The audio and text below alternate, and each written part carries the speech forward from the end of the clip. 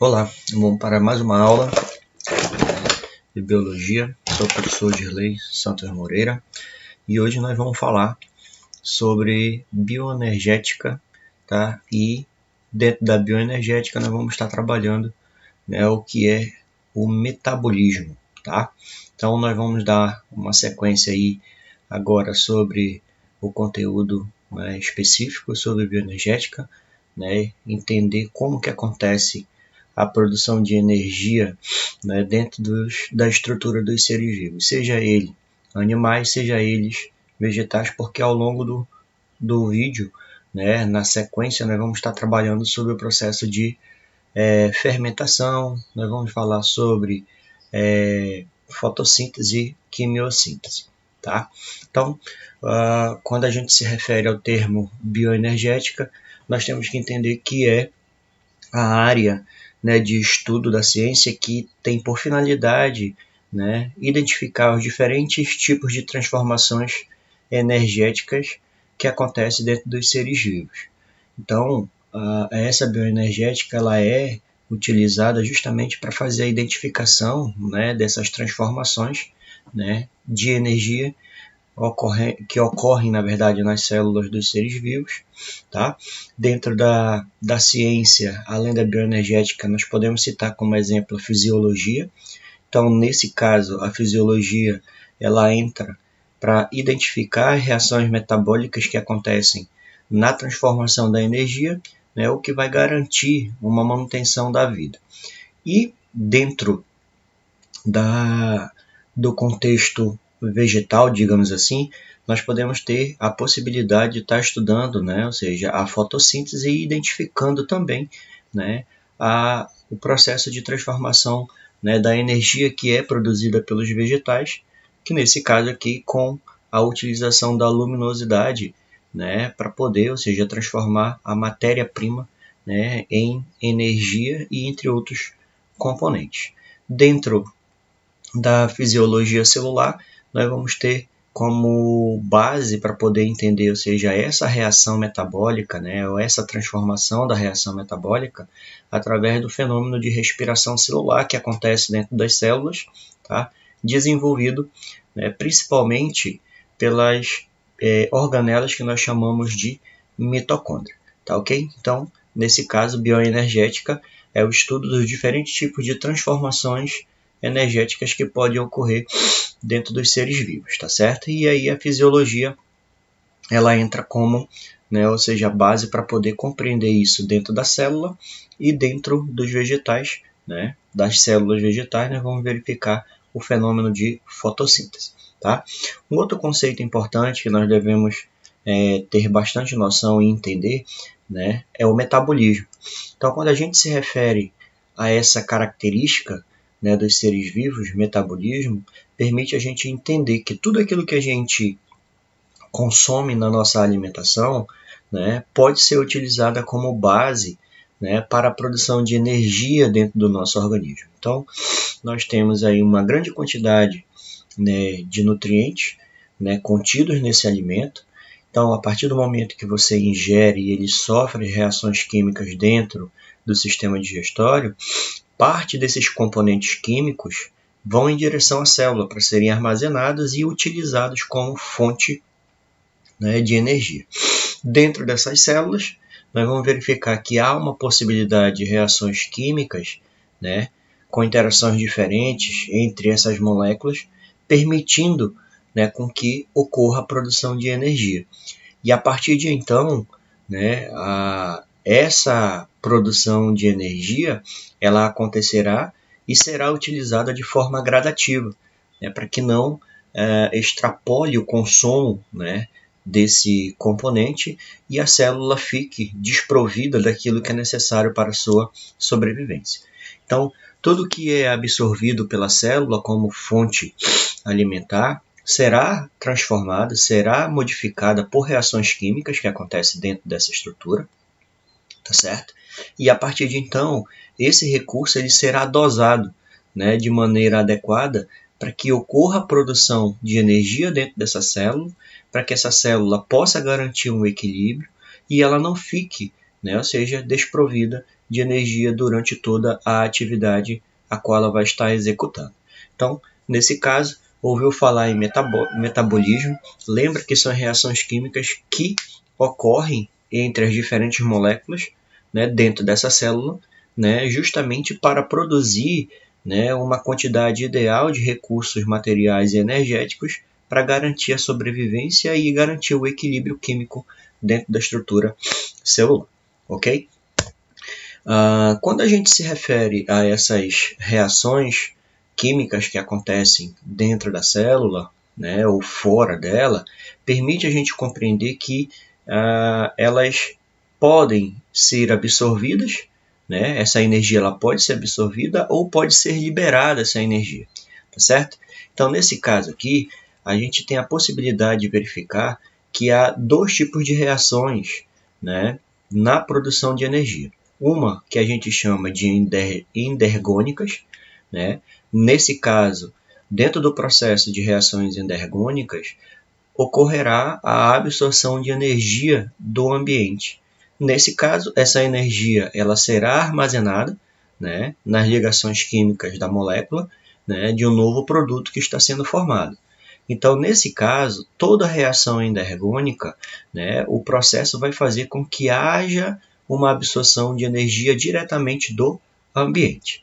E aí o exemplo que a gente pode citar dentro das reações endergônicas pode ser a fotossíntese, aonde a luminosidade solar, né, juntamente com os produtos, né, que estarão, ou seja, dentro desse vegetal, sofrerão, ou seja, uma reação, fazendo com que aconteça a produção de dois novos produtos.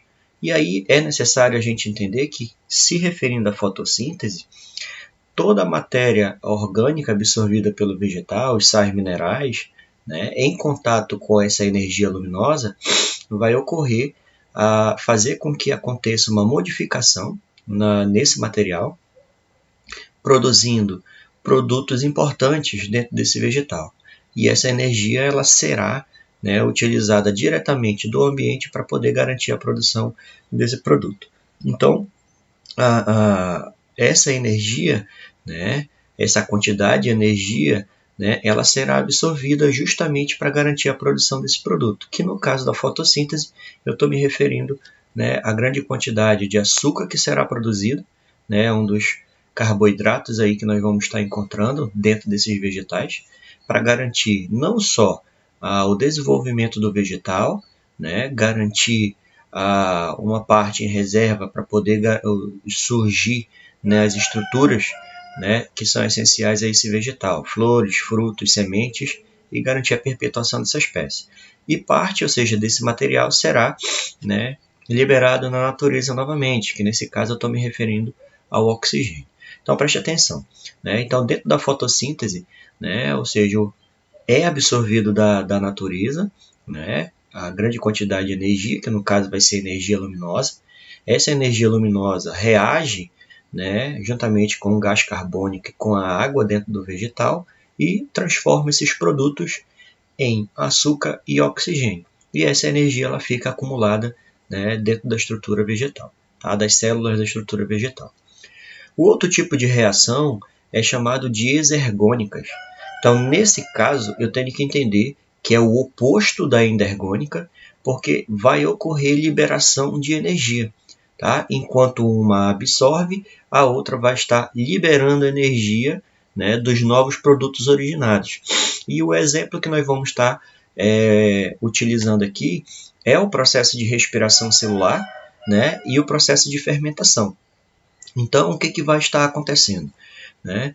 Todo produto em que é encontrado dentro dessa célula, né, ela sofre uma liberação de grande quantidade de energia, né, dos produtos originados.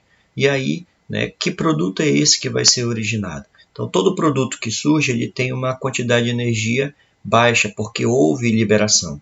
Tá certo? Então, os reagentes, né, vão gerar essa energia, fazendo com que esse produto ele surja, mas haja a liberação, né, dessa energia. Então, nós podemos citar aí a quebra do carboidrato, a quebra, né, das proteínas, né? A questão da formação do gás carbônico durante o processo de fermentação, gerando um novo produto, porém liberando grande quantidade de energia. Então, quando falar para vocês sobre como acontece, ou seja, a produção dessa energia, ela pode acontecer de duas maneiras. Endergonicamente, né, fazendo com que haja absorção de energia diretamente do ambiente.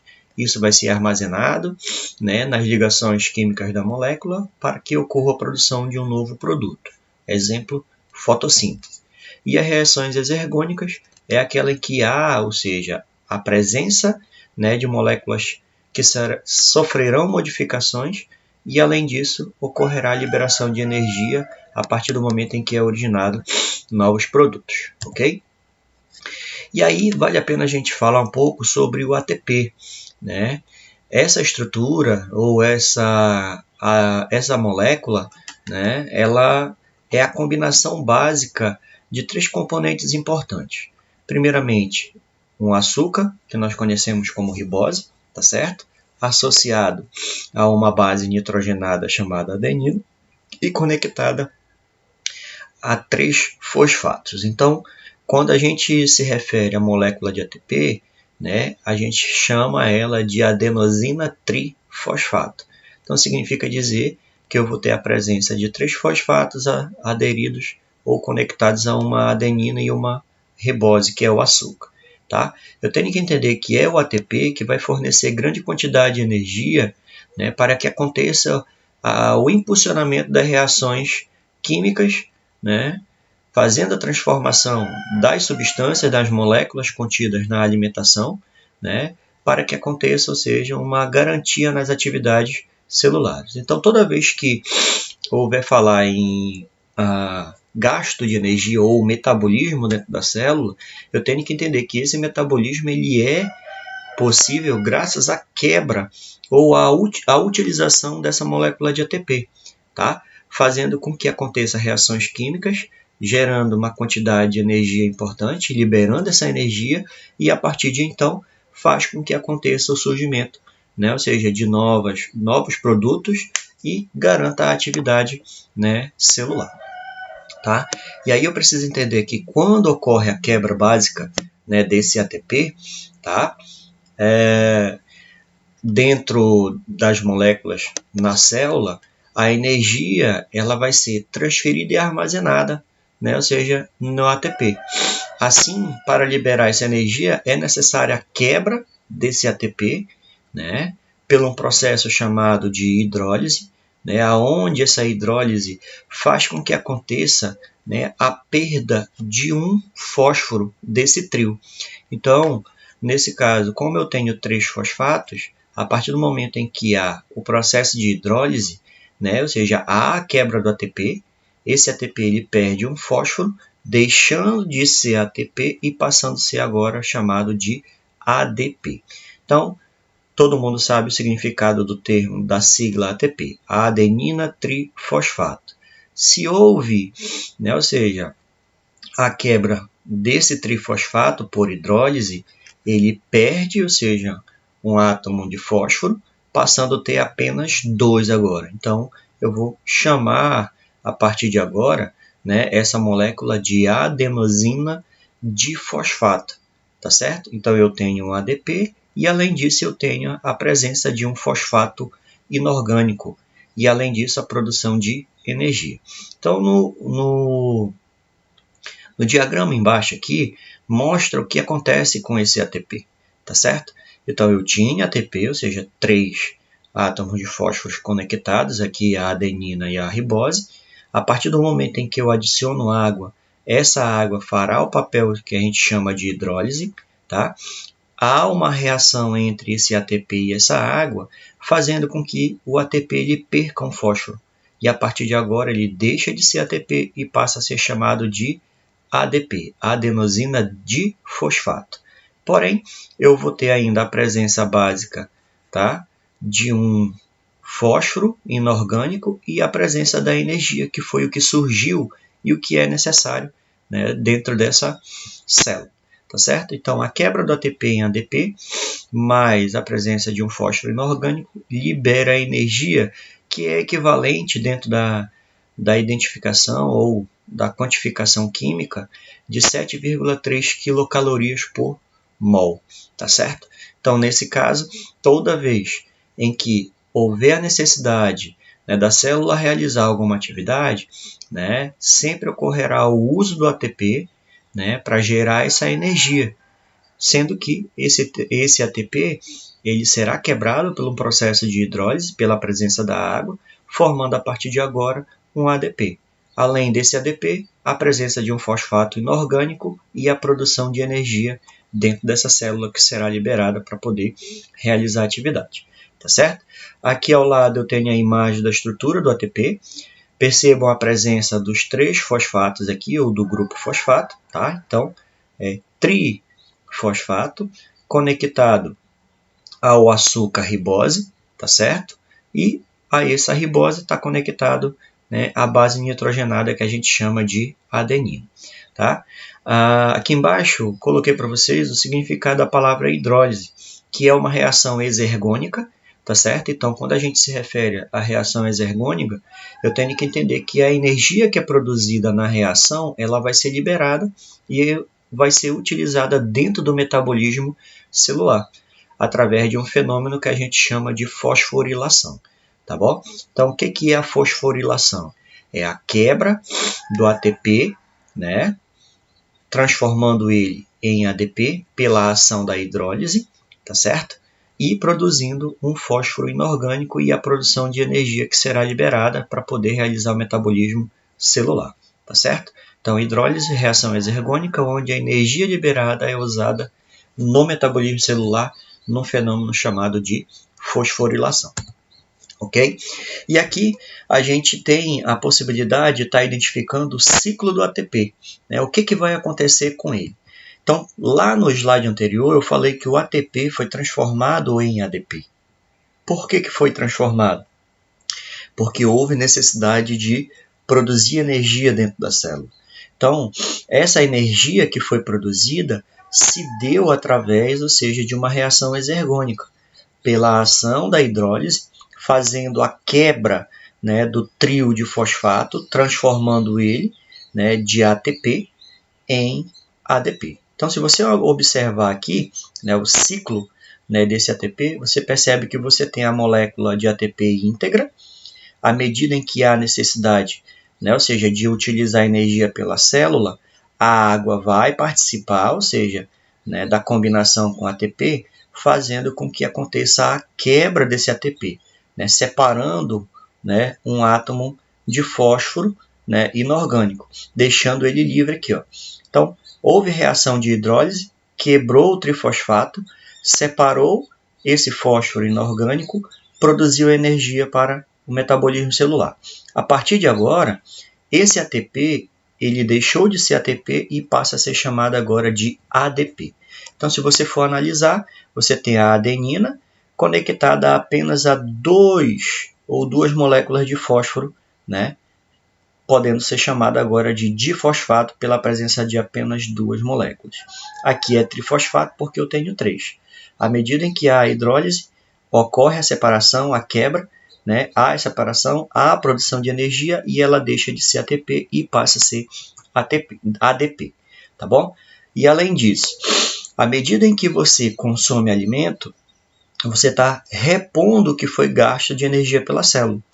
E nesse processo de repor a energia através do uso da alimentação, essa molécula de ADP, né, que surgiu, ela vai voltar, né, ou seja, se conectar com o fosfato, né, inorgânico presente aqui, transformando-se de ADP novamente para ATP. Então, quando eu falo que é um ciclo, significa dizer que vai ficar oscilando entre ATP e ADP. Por que isso acontece? Porque eu tenho que produzir energia para o metabolismo celular. Gastou a energia, transforma o ATP em ADP. Consumiu o alimento, esse ADP ele volta a ter a característica de ATP novamente, tá certo? Então, é denominado assim por apresentar reações endergônicas e exergônicas. Assim, grande parte das reações do metabolismo celular envolve energia da molécula de ATP. Então, toda atividade física ou qualquer atividade que você execute no seu dia a dia, há o gasto, né, ou seja, de ATP, para a produção de energia e acontecer o metabolismo celular.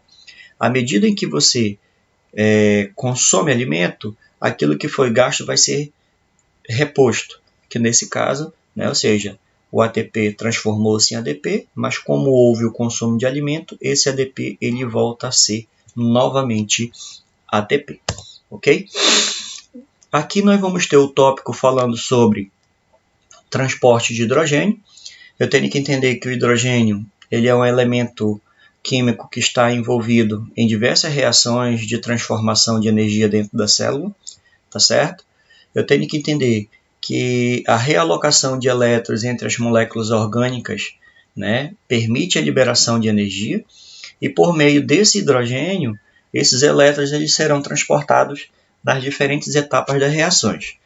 A partir disso, né, a gente tem a caracterização de um fenômeno, de uma reação que a gente chama de oxirredução, tá certo?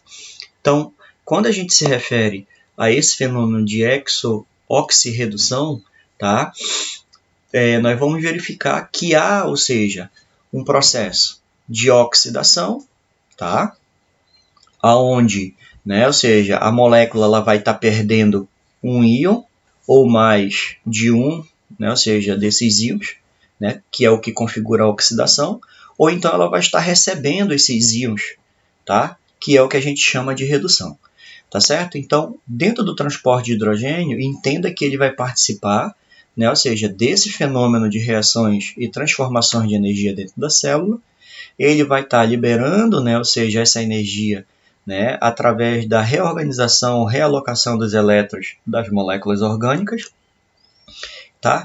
E esses elétrons serão transportados nas diferentes etapas da reação, né, caracterizando aqui a oxirredução, tá? Então, quando acontece esse fenômeno, significa dizer, né, que um átomo, né, ou seja, em que um átomo, o íon ou molécula pode estar perdendo ou então recebendo, né,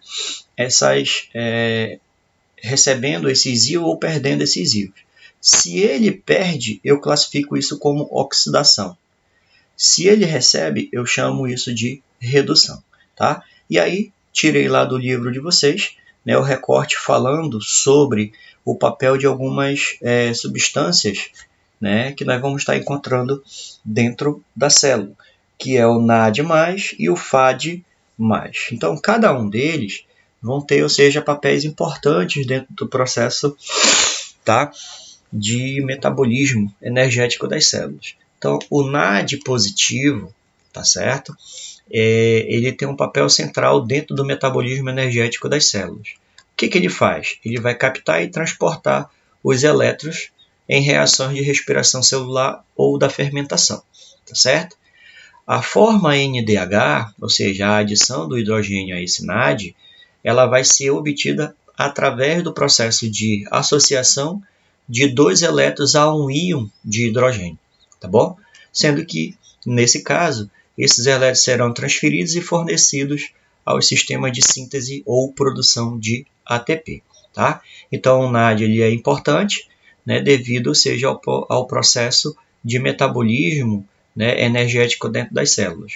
No caso, ele vai estar captando e transportando esses elétrons, né, durante o processo de respiração celular ou fermentação, né? A forma, né, de NAD ou a reação que acontece pelo recebimento, né, causando uma redução, vai fazer com que aconteça a formação, né, ou seja, daquilo que a gente chama de NADH, né? Nesse caso, ele recebeu, ou seja, um íon de hidrogênio, fazendo com que mudasse sua configuração de NAD+ para NDH. E a partir de agora, né, esses elétrons serão transferidos para que aconteça a produção de ATP, ok? Enquanto que o FAD, ele pode estar recebendo um ou dois elétrons, produzindo, né, o FADH, ou seja, com a presença de um hidrogênio ou com a presença de dois hidrogênios. Ele também vai estar atuando diretamente no processo de respiração celular, que é, né, o fenômeno que permite a produção de energia dentro da célula, tá certo? E aí cada molécula reduzida, porque recebeu, né, esse íon de hidrogênio, leva à formação de 3 moléculas de ATP. Então, tanto o NAD, né, ou seja, com a presença de um hidrogênio ou com 2, leva à produção de 3 moléculas de ATP. Ao passo que o FAD, né, a partir do momento em que há, ou seja, o recebimento desses 2 íons de hidrogênio, leva à formação de apenas 2 moléculas de ATP. Então, nesse caso, quando a gente verifica a diferença básica entre a questão do NADH, né, com um íon de hidrogênio ou com 2, verifica que ele sempre vai produzir 3 moléculas de ATP, enquanto que o FADH2 ele só leva à produção de apenas 2 moléculas de ATP. Então, dentro de um processo de metabolismo, é preferível, né, ou seja, ter uma redução de NAD+, para NDH ou NDH2, porque ele sempre vai estar produzindo 3 moléculas de ATP, enquanto que, né, o FAD ele só leva à formação de 2 moléculas de ATP apenas. Ok? Então, na sequência das próximas aulas, a gente vai falar sobre fotossíntese, né? Vai falar sobre também respiração celular. Dentro da respiração celular, nós vamos estar falando sobre ciclo de Krebs, né? Cadeia respiratória e a glicólise. Tá? A todos, uma boa semana e tenham bons estudos.